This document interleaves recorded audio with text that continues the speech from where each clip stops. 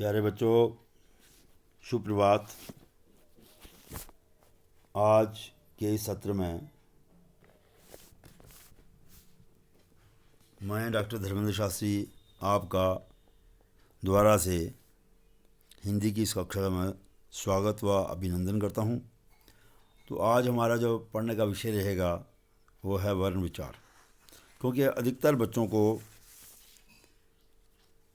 वर्णों के बारे में कुछ समस्याएं हैं या ऊहापोह की स्थिति में रहते हैं कि वर्ण क्या होते हैं, स्वर क्या है, व्यंजन क्या है। तो सबसे पहला विचार यही आता है कि हम वर्ण क्या है इसके बारे में जानें। वर्ण किसे कहते हैं, ये कितने प्रकार के होते हैं। तो उत्तर में यही बताया है कि वर्ण उस ध्वनि को कहते हैं जिसके खंड ना हो सकें। अक्षर के लिखित रूप को वर्ण कहते हैं, जैसे अ, ई, क, प, च आदि। अब ये वर्ण क्या होते हैं और इसके प्रकार कितने हैं। ये दो प्रकार के होते हैं, स्वर और व्यंजन। अब स्वर क्या है? स्वर जो दूसरे वर्णों की सहायता के बिना ही बोले जाएं, उन्हें स्वर कहा जाता है।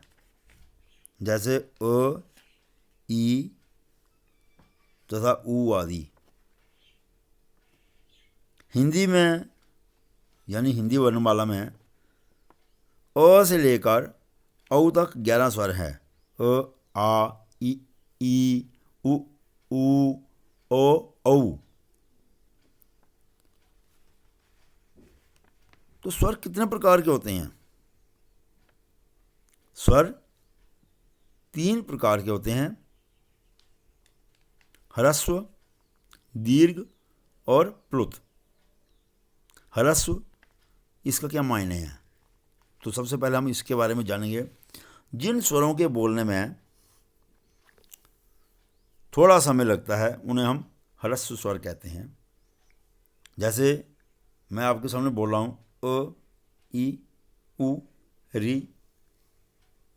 तो ये सारे ह्रस्व स्वर हैं और इन्हें मूल स्वर भी कहा जाता है। यानी बाकी वाले जितने भी स्वर हैं वो सब इन्हीं से मिल करके बनेंगे। दूसरा है दीर्घ स्वर। जिन स्वरों के उच्चारण में मूल स्वर से दुगना समय लगे उन्हें दीर्घ स्वर कहते हैं। जैसे आ, ई, उ, ए, ऐ, ओ, औ। इन्हें संधि स्वर भी कहा जाता है। अब संधि स्वर क्यों कहते हैं इसे? क्योंकि ये दो स्वरों के मेल से बनते हैं। जैसे अ घन अ तो आ, ई घन ई आदि। तो ऐसे हम लोग देखते हैं ए और ए मिलकर के ऐ, अ और ई मिलकर के ए और ए मिलकर के ऐ, अ और ओ मिलकर के। तो ये सारे के सारे संधि स्वर बनते हैं और इन्हें दीर्घ स्वर भी कहा जाता है। मुझे लगता है ये दोनों स्वर आपको समझ में आ गए होंगे। तो अब हम देखते हैं प्लुत स्वर। प्लुत स्वर जिन स्वरों के बोलने में ह्रस्व स्वर से तिगुना समय लगे उन्हें प्लुत स्वर कहते हैं। प्लुत स्वर जैसे ओम। हम लोग हवन करवाते हैं तो वहाँ पर यज्ञ या हवन करते समय हम लोग या घर के अंदर पूजा करते वक्त ओम ओम का उच्चारण करते हैं। तो इसमें हमने देखा होगा ओ के बाद 3 लिखा होता है हिंदी में और साथ में म। तो इसका अर्थ यही है। संस्कृत में तो इसके लिए कहा जाता है वांग कालो इव कालो यस्य। जिस प्रकार मुर्गा बांग देता है अ अ अ ऊंची आवाज़ में जाता है 3 गुना में, तो उसी प्रकार से इसका प्रयोग भी हम हिंदी में भी करते हैं। जैसे हे राम, या संबोधन के समय हम कभी कभी इसका प्रयोग करते हैं। अब व्यंजन, जो वर्ण स्वरों की सहायता से बोले जाते हैं उन्हें व्यंजन कहते हैं। स्वरों में किसी स्वर की सहायता नहीं ली जाती, परंतु वर्ण स्वरों की सहायता से बोले जाने वाले शब्द, वर्ण जो हैं, उन्हें हम व्यंजन कहते हैं। जैसे क, च, ट, त और प। आप इस चित्र में देख रहे होंगे क, च, ट, त और प, इनको हलंत किया गया है। इनकी संख्या 33 है, यानी आधा माना जाता है इनको। अब व्यंजन के 3 भेद हैं, स्पर्श, अंतस्थ और ऊष्म। स्पर्श क्या होते हैं? जिसमें जिह्वा का स्पर्श होता है। हिंदी वर्णमाला के 25 वर्ण क से लेकर म तक व्यंजनों को स्पर्श व्यंजन कहा जाता है। कवर्ग, चवर्ग, पवर्ग, टवर्ग, तवर्ग इत्यादि। अब ये कवर्ग, पवर्ग वगैरह क्या चीज़ है, मैं आपको समझा देता हूँ। यानी क से लेकर ङ तक, क, ख, घ, घ, ङ, च, छ, झ, झ, ञ, ट, ठ, ड, ढ, ण, त, थ, द, ध, न, प, फ, ब, भ और म। ये पांचों जो हैं, पांचों को मिलाने से ये व्यंजन या स्पर्शी व्यंजन की इसको संज्ञा दी गई है। दूसरा है अंतस्थ। ये स्पर्शों तथा ऊष्मों के अंत में स्थित हैं, यानी स्पर्श और हम इसके बाद पढ़ने वाले जो हैं ऊष्म, उसके बीच में जो हैं, जो वर्ण आते हैं उन्हें हम अंतस्थ कहते हैं। इनकी संख्या सिर्फ 4 है, य, र, ल और व।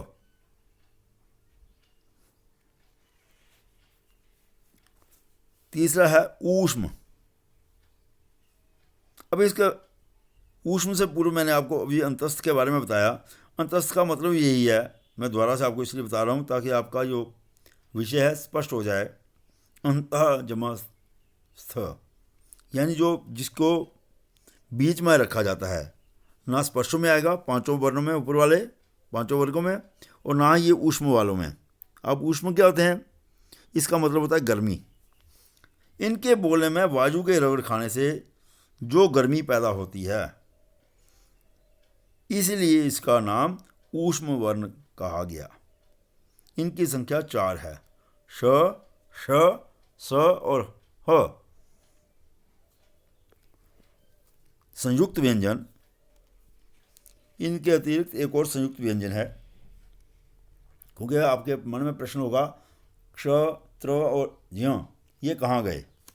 तो 2 या 2 से अधिक व्यंजनों के मेल से बने संयुक्त व्यंजन कहलाते हैं। जैसे क और श, क्ष बना, त, र और अ, त्र बना, ज, झ और अ, ज्ञ बना। इसी तरीके से श, र और अ, श्र। तो इन्हें हम संयुक्त व्यंजन कहते हैं। तो मुझे लगता है अब तक संयुक्त व्यंजनों के अतिरिक्त स्वरों के 2 अन्य भेद भी होते हैं, जो उच्चारण की दृष्टि से देखे जाते हैं। उनका नाम है अनुनासिक और निरअनुनासिक। अधिकतर बच्चों को यहाँ पर ही कठिनाई आती है, लिखने में और बोलने में। अनुनासिक, जब स्वरों का उच्चारण मुख और नाक से होता है तब वह अनुनासिक कहलाते हैं। अनुनासिक स्वर के ऊपर चंद्र बिंदु लगाया जाता है। आप इस चित्र में देख रहे होंगे, चंद्र बिंदु का आरोपण किया गया है, लेखन कार्य किया गया है। जैसे हंसना, दांत, आंत, ढूंढना, पहुंच आदि। निरअनुनासिक, इसके लिखने से आपको स्पष्ट हो गया, इस शब्द से आपको स्पष्ट हो गया होगा, निरअनुनासिक जो अनुनासिक नहीं है। जब स्वरों का उच्चारण केवल मुख से होता है तो उसे निरनुनासिक कहते हैं, जैसे अ, ई और उ आदि स्वर निरनुनासिक हैं। वर्णों के अन्य भेद भी हैं। स्वर और व्यंजन के अतिरिक्त वर्णों का एक अन्य भेद भी है जिसे अयोगवाह कहते हैं। ये दो होते हैं, हालांकि मैंने यहाँ पर तीन लिखे हैं। तीन इसलिए लिखे हैं क्योंकि अनुस्वार, अनुनासिक और विसर्ग। अनुनासिक को मैंने वैसे जोड़ा था, अयोगवाह में ये नहीं आता। अनुस्वार और विसर्ग ये उसके अंदर आते हैं, वर्णों के अंदर आते हैं। अनुनासिक और अनुस्वार और विसर्ग जो है ये वर्णों के अंतर्गत आते हैं। इनको मिलाने से 46 होंगे, वो मैं आपको बाद में क्लियर करूंगा। हालांकि मैंने यहाँ पे ये तीन लिखे हैं, अनुस्वार, अनुनासिक और विसर्ग, ताकि आपका जो विषय है वो स्पष्ट हो जाए। स्वर तो व्यंजनों के पीछे जुड़कर उच्चारण में सहायक होते हैं, परंतु अनुस्वार में मैंने यहाँ पे दिखाया है आड़ी रेखा के ऊपर मैंने बिंदु लगाया हुआ है, देखिएगा। और विसर्ग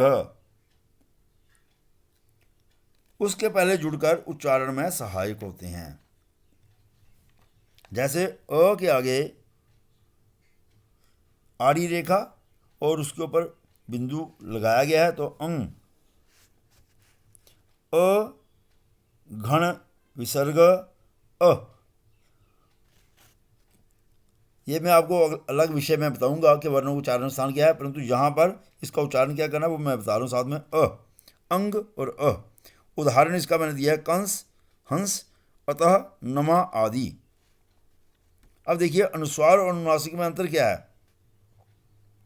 अनुस्वार का उच्चारण करते समय सांस को नाक के अंदर, नाक के द्वारा निकाला जाता है, जबकि अनुनासिक में मुख तथा नाक के द्वारा निकाला जाता है। हिंदी वर्णमाला में 40 वर्ण जो है वो मैंने आपको बता दिए हैं। वो इस प्रकार से हैं, दोबारा से मैं बता रहा हूँ। मूल स्वर वही 4, अ, ई, उ और री। ऊष्म 4, श, श, स और ह। संधि स्वर 7 हैं, वो मैंने आपको बता दिए। आ, ई, उ, ए, ऐ और ओ और औ। उयोग वाह क्या होते हैं। कुछ बच्चे या हिंदी पढ़ते वक्त हम लोग यहाँ पे त्रुटि कर जाते हैं, उनको भी हम वर्णों में लेते हैं, लेकिन ये वर्णों में नहीं आते। अनुस्वार और विसर्ग। स्पर्श 25 मैंने आपको बता दिए थे। कवर्ग, चवर्ग, टवर्ग, तवर्ग और पवर्ग। अंतस्थ ये 4 हैं, य, र, ल और व। तो बच्चों मुझे लगता है अब आपको ये विषय स्पष्ट हो गया होगा, तो अब आप घर से काम करके लाएंगे। गृह कार्य में है पहला प्रश्न, वर्ण किसे कहते हैं, ये कितने प्रकार के होते हैं। दूसरा है संधि स्वर किसे कहते हैं, उदाहरण सहित लिखें। तीसरा, स्वर कितने प्रकार के हैं, प्लुत स्वर की परिभाषा लिखें।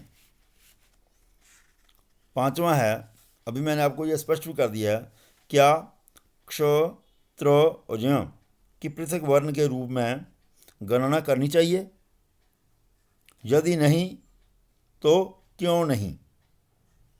अयोगवाह कितने प्रकार के होते हैं, स्वर और व्यंजन में क्या अंतर है।